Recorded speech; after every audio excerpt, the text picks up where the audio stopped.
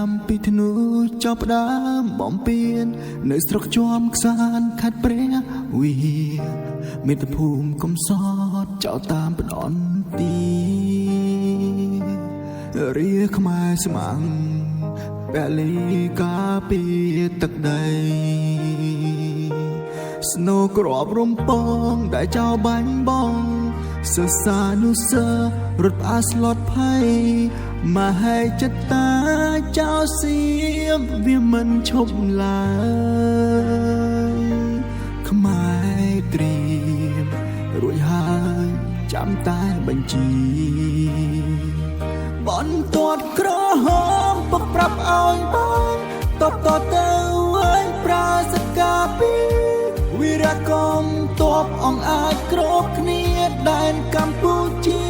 យើងរក្សាបានបន្ទាត់ក្រហមពុកប្រាប់ឲ្យបងតបទៅឲ្យប្រាសកាពីវីរកម្មតបអង្គអាចគ្រប់គ្នាដែនកម្ពុជាយើងរក្សាបាន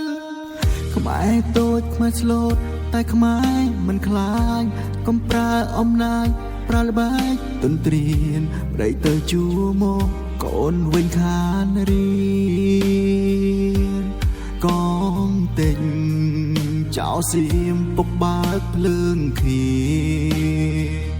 បន្ទាត់ក្រហមពុកប្រាប់ឲ្យបងតបទៅឲ្យប្រាសកាពី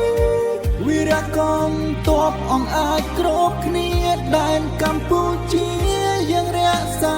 បានបន្ទាត់ក្រហមពុកប្រាប់ឲ្យបងតបទៅឲ្យប្រាសកាពី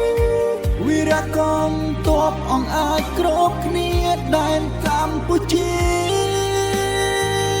យើងរក្សាបាន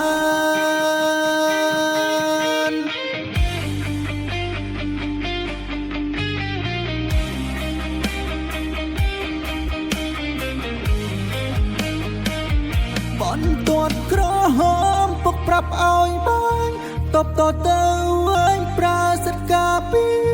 វីរកម្មតបអង្គអាចគ្រប់គ្នាដែនកម្ពុជាយើងរក្សាបានបន្ទាត់ក្រហមពុកប្រាប់ឲ្យបងតបទៅឲ្យប្រាសកាពីវីរកម្មតបអង្គអាចគ្រប់គ្នាដែនកម្ពុជា